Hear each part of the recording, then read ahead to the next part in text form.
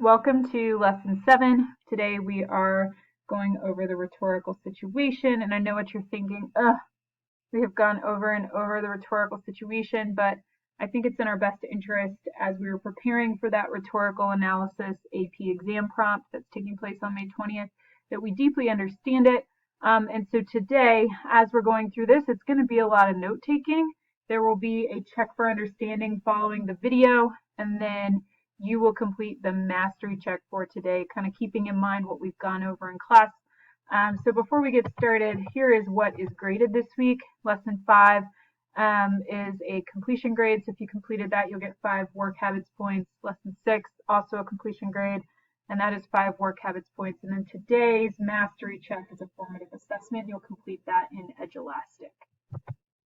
If you are on this screen and you have not yet completed the warm-up, please pause the video and complete the warm-up. The warm-up asks you to choose one of the following prompts to answer. Please make sure you include specific details and examples in your letter. So option 1, write a letter to your guardian or a guardian expressing your gratitude. Option 2, write a letter to a close friend expressing your gratitude. So please pause the video, complete that, and if you are already finished, you may continue watching the video. So yesterday we discussed attacking the free response question on the AP exam, that we should spend 3 minutes total annotating the rhetorical situation in the prompt. And as I mentioned in that video, you won't probably be able to annotate on the actual prompt itself because it'll be on the computer. And so I recommend having a scrap sheet of paper, kind of preparing yourself for that and using that scrap sheet of paper to save yourself time and to collect notes as you're going. For the passage, you're going to want to spend 7 minutes total, and here is your game plan. You are going to want to write the main ideas down. Those can be from like each paragraph or maybe when it shifts from one idea to another. You're going to want to identify some key lines. And so if you're saving time, you could even just jot down the actual line numbers. You might not even jot down the full piece of evidence. And then you'll really want to study those key lines because those are probably going to end up being the evidence that you use for your essay. And again, those key lines should relate to the author's message, which you can find in the prompt. Then you will want to look for the rhetorical situation. So where do we see evidence of the speaker's values, or how do we see the speaker appealing to his or her audience? So what are her perception of the audience's values? And then last, you're going to want to chunk the passage by identifying shifts in subject matter or identifying shifts in topic. So I really recommend using this game plan when you are reading the prompt, because if you spend that 10 minutes really deeply understanding the passage, you're already setting yourself up for a strong essay because you've already chunked the passage with the different ideas that you can organize your body paragraphs into. Moving forward, I would like to kind of return to the letter that you just wrote. So as today we're thinking about the rhetorical situation, you might have noticed that you had to use elements of the rhetorical situation in your letter. So for example, the purpose of your letter was to express your gratitude. And so for different people and for different audiences, that may be different for reasons why. So I also want you to think about your audience. So if you wrote for option 1, your audience was a guardian, so potentially a mom, a dad, a grandma, or someone that is older than you. And so if that's the case, you expressing your gratitude to that guardian is going to look a little different than when you express gratitude to a close friend, someone that is a peer of the same age. And so notice that how you, the speaker or the writer, address that guardian kind of depends on the audience's values. Like, what does your guardian value, or do they like value respect and like hard work and things like that? And so you'll notice that how you wrote that letter kind of changed depending on which option you wrote. Last class, your independent practice, you were asked to deconstruct the prompt of Margaret Thatcher's eulogy, and you were asked to deconstruct the passage, so her speech. And I do want to go over parts of that today. So if you want to have your notes open from last class, which was lesson 6, you can kind of check your work as we're going through this. So on June 11th, 2004, Margaret Thatcher, a former Prime Minister of Great Britain, delivered the following eulogy to the American people in honor of former U.S. President Ronald Reagan. with whom she had worked closely. Read the passage carefully. Write an essay that analyzes the rhetorical strategies that Thatcher makes to convey her respect for Reagan. Now, the one thing I want to point out about this prompt is you'll notice that many elements of the rhetorical situation overlap. So, for example, the context here is that, yes, it was in 2004, but we also know that it's a eulogy, which means he died. And so the context here is that the president has passed away, and so she is writing this speech to honor his memory. And that's part of not only her purpose, but also the exigence. Like, this is why this is being written. For the audience, she is clearly speaking to the American people here, and so we might get a more clear picture in the actual speech if there's a more refined group of people she's speaking to. The writer is Margaret Thatcher. We know she's a former prime minister, but we also kind of gain a little bit more information about her if she worked closely with Ronald Reagan, so we can assume that they are close. And again, her purpose is to convey her respect for Reagan, and that's part of her message. And that purpose kind of overlaps again with, like, it's not only to convey her respect, it's also to memorialize him, with the eulogy being the context. So notice how it kind of overlaps there. I also asked that you take 7 minutes total to annotate the passage. And when I say annotate, I mean just capture those notes on your note catcher. And the first step in tackling a passage is to write the main idea in the margins. You'll notice the main idea shifts throughout. She starts with Reagan's cheer and lightheartedness. She shifts to how he defied others to kind of fight for what he believed in. She transitions to his values, his leadership, and then she kind of ends with how Reagan is the epitome of a strong American. And so you can see how I've highlighted just these key main ideas from her eulogy. Here are some key lines that I have captured from the text. I'm not going to read these out loud to you, but I do just want to remind us that when we're capturing key lines, number one, the key line should relate to the author's message. And in this case, we know her message is to commemorate President Reagan and to essentially honor his memory. The other thing I want to note about identifying key lines is there should be a variety of key lines from all over the text, not just from the first two paragraphs. Because if we're doing that, we're not actually analyzing the full speech or the full letter or the full passage. So please make sure it does come from, like, some from the beginning, some from the middle, some from the end. And then the last piece I just want to note is if you're pressed for time on this, on the AP exam, just jotting down the line number is going to help you. And moving on to the next phase, which would be to look for the rhetorical situation. Similar to how we talked about this last time, the prompt is going to give us kind of a overview of the rhetorical situation. It's an adequate understanding or summary of the rhetorical situation, and yet once we read the passage, we have a deeper understanding. So again, for audience, we know she's talking to the American people in the prompt, and yet once we read further, we understand it's not just the American people, it's that the people who are mourning Reagan's loss. And so it's a specific group of people. The exigence to honor Reagan, that's why she's writing it. But then once we realize this, we realize, well, she's also kind of, the reason she's doing this is to commemorate his life and work and honor his achievements. Purpose kind of overlaps with that, to honor, to convey. And again, we see she's evoking a bit of sympathy and to comfort some of the people that are mourning his loss in this eulogy as well. The message was respect for Reagan, and yet here we also see that her message is about the qualities that make him a great leader in person, so it transcends just who he was, and it's more about, like, strong qualities as an American. The last piece I want to go over is the chunking of the passage. Now, I noticed some people were like, oh, okay, there's at least like 5 different places where she shifts. And if we're identifying that, that's not going to help us set up or organize our body paragraphs. In fact, that's just too much. We don't want 5 body paragraphs. So instead, if you look at the main idea annotations, you also start to notice that there are 2 themes.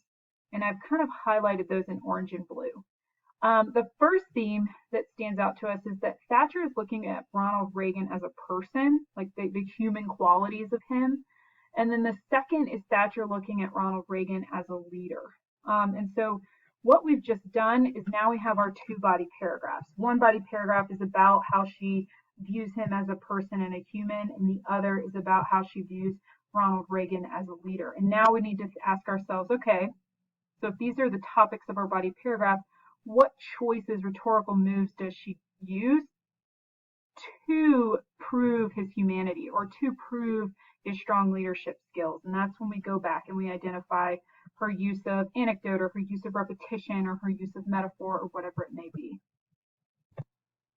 Today we are going to examine the rhetorical situation. So individuals write within a particular situation and make strategic writing choices based on that situation.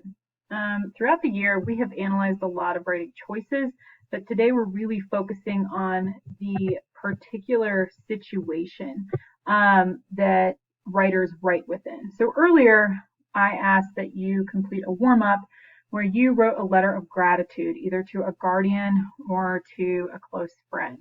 And the situation for each of you might have been different, but I'm going to give you like a hypothetical situation. So right now, we are all experiencing the COVID-19 pandemic. And so many of us, when we were writing that letter, maybe considered just how hard it is economically for our guardians or for our peers, and not just economically, but maybe also personally. And so we wanted to show gratitude toward a guardian who has, really enabled us to do our best in school and do our best at home. And so obviously the exigence would be the COVID-19 situation. Economically, people are struggling. People are, having to stay inside instead of attend a job, or maybe they are still going to a job and risking kind of that getting infected. And so that is the exigence and the context within which we're writing. Our purpose was to show gratitude, and you might have had even a more specific message or purpose in writing that letter as well. But everyone writes within a specific situation. So whether we are writing an editorial article about how we don't agree with a certain policy that has been passed, or whether we are writing a letter, we have a purpose, we have a situation that has caused us to, number one, write that letter, and number two, convey that message. So we talked a little bit about the situation in which someone writes, like why does someone write something? And the other question we need to ask ourselves is, what is rhetoric? So rhetorical situation, what is the rhetoric side of that situation? The root of the word rhetoric, or what rhetoric means, it's the art of effective or persuasive speaking and writing. And the root of rhetoric, rhetor is someone who speaks or writes persuasively. And rhetors create arguments when a situation demands some kind of response. And so we can see that when we engage in a dialogue around standardized English, or when we engage in a dialogue around certain policies that are being passed and whether we agree or disagree with those policies. And therefore, the rhetorical situation is the context in which speakers or writers are creating rhetorical discourse.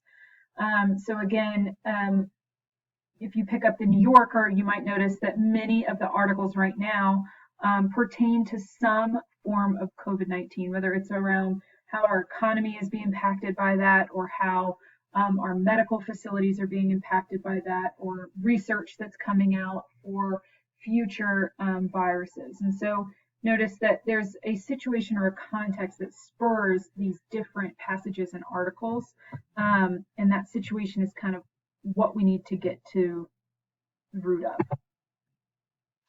So when we write an essay that analyzes the rhetorical choices the writer makes, we are the individuals, we write within a particular situation. And so we have seen this before. This is the rhetorical situation as a graphic organizer. And the one thing I want to point out today is how it is interconnected. That the subject isn't just isolated. The subject relates to the exigence, why it's being written. The subject relates to the genre of the text. and it overlaps with the speaker. So the speaker has a certain message that he or she wants to convey, and so how does she convey that, and how does she relate to her audience? How does she appeal to her audience? How does her perception of her audience's values and needs shape her overall subject or message? And all of it is within the context or the situation. And so that's important to note. So I want to start with genre. Genre is not actually a part of the rhetorical situation, but it is important to note when you are reading a passage. So commonly seen mediums or genres in an AP class might include speeches, essays, personal letters, or maybe a review, like a review of a movie, review of a book. And so we've seen a lot of these speeches before, like a eulogy. If someone is writing a eulogy, we know that their purpose is probably to commemorate or to honor someone who has passed away. A graduation speech might be written to inspire. Presidential speeches to promote certain policies or American values or other values. And then sermons, closing arguments, all kind of fall under that speech genre. The essays, they're often a little bit harder to discern the audience from, so we have to work a little harder to see like who is their intended audience.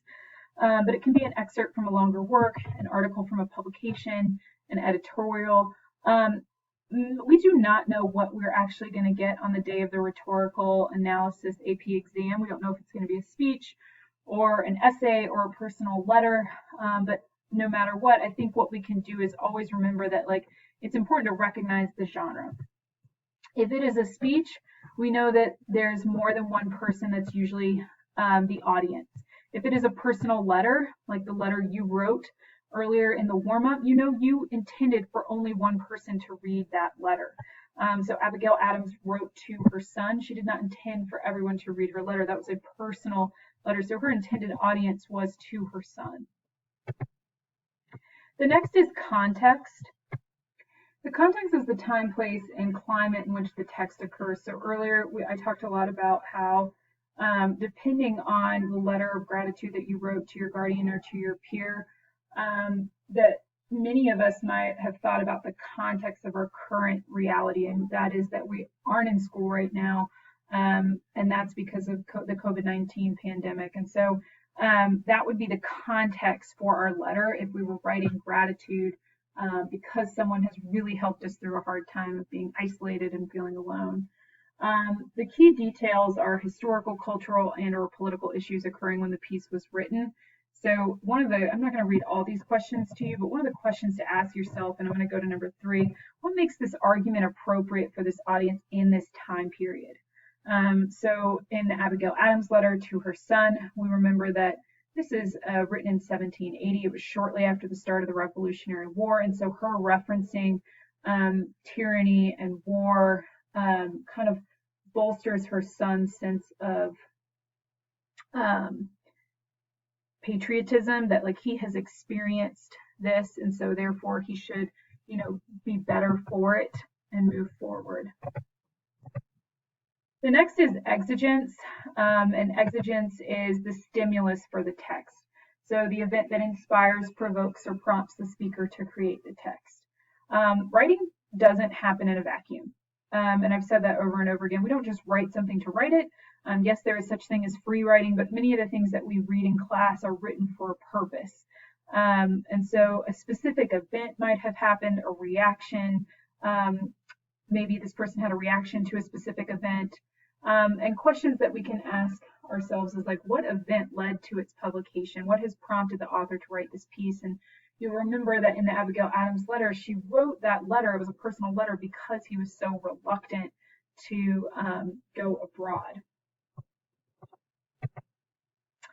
Speaker, we have really gone in depth on speaker. It's the writer, author, person who creates the text. Sometimes it's called speaker, sometimes it's called writer. The argument through the lens of the writer, the speaker affects how you understand the piece. And so you'll note that in the Albright speech, the commencement speech, we really start to see her values, that she really values perseverance. She really values setting high expectations for herself and for her fellow women colleagues. And so we can see more about her within that text and how she's met with women all over the world because she deeply cares and is passionate about equality. Some questions to ask: why, how are they qualified? What can you infer about this person based on the text? And so one thing you want to think about here is why do they feel qualified to write about this, and what do they reveal about their qualifications? Maybe it's that, you know, they have had these personal experiences, or maybe it's that they are in a position in which they too have been confronted with a specific obstacle. Or from the Abigail Adams piece, clearly she felt qualified to write because she's his mother. She talks a lot about how she encourages him and she's affectionate, and how he is so lucky to have such tender, instructive parents such as herself and his father. Next is audience. The intended receivers, listeners of the text. I really want to emphasize the intended piece here. Many students are quick to just say, oh, the audience is the American public, like if it's like a speech or something like that, or it's just, you know, us as the reader. That is not necessarily true. Audience is specific. It is not everyone. You as the reader might not be the audience. So for example, the Abigail Adams letter, you were not the audience. The audience was her son. It was a personal letter. And so we would never want to assume that we are just the audience of that piece. And so you really do need to read the text carefully to discern, well, who does the writer really intend to persuade here? Who does the writer really intend to talk to? So to whom is the author writing? What shared values are held, and how can we see that? What makes them the targeted group of the individual? So why is the writer kind of reaching out to this group in particular? Next is purpose, the goal or outcome or the reaction of the text. So if you think about it, is it meant to inform? Is it meant to call to action? And we see a lot of call to action in the Albright commencement speech, where she is calling on the audience. She's inspiring them to move forward, to persevere, to stand up to adversity and promote equality. And so it's usually a verb like to convey or to call to action.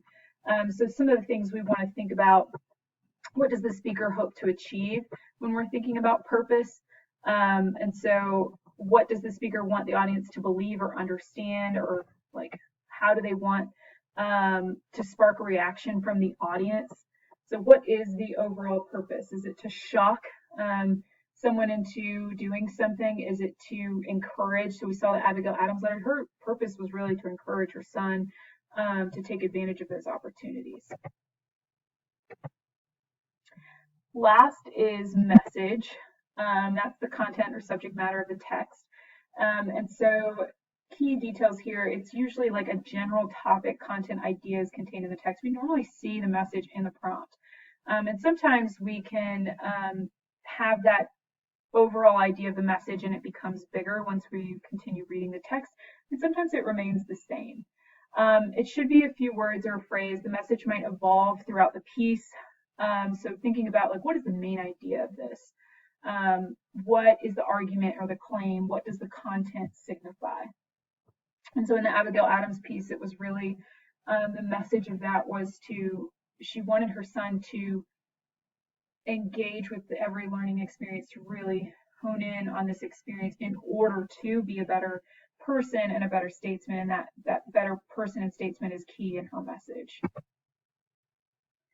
So as you have seen, individuals write within a particular situation, and then the thing we haven't talked about is they make strategic writing choices based on that situation.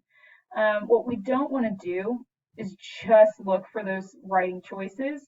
We really want to figure out the situation before we start to identify the choices. And so next week, we're going to dive more into some of the devices that are being used. So word choice, syntax, repetition, imagery, and the strategy there. So like, how is she appealing to her audience, and how does this diction create a certain tone, and why is that tone effective with the audience? Here is a quick meme. Yes, I I actually did not, I can't even take credit for this meme. I found it, but it fits perfectly with today's lesson. It is really enticing to just look at a rhetorical analysis piece, like a passage, a speech, a letter, and want to look at only the rhetorical devices. Like, oh, she's using allusion here. Oh, he's using repetition. Oh, he's asking a rhetorical question. But what we really need to focus on is the rhetorical situation. And so here is the overall kind of what we've covered today. And again, we have to focus on the rhetorical situation in order to then look at the choices the author is making to speak to that context, to get across that message, to appeal to his or her audience. All right, so for the remainder of class, you are going to be doing a quick check for understanding. So you will want to kind of fill in the blank. You may need to replay parts of the video to kind of better understand each of these elements. And then for your independent practice mastery check today, you are reading In the Country We Love, really paying attention to the rhetorical situation here. You can even use an extra sheet of paper to jot down notes, talk about who is the speaker, what do we know about her values, her beliefs, and who is her audience, how does she kind of appeal to her audience in this piece. And then you're answering the multiple choice questions in Edulastic. Good luck.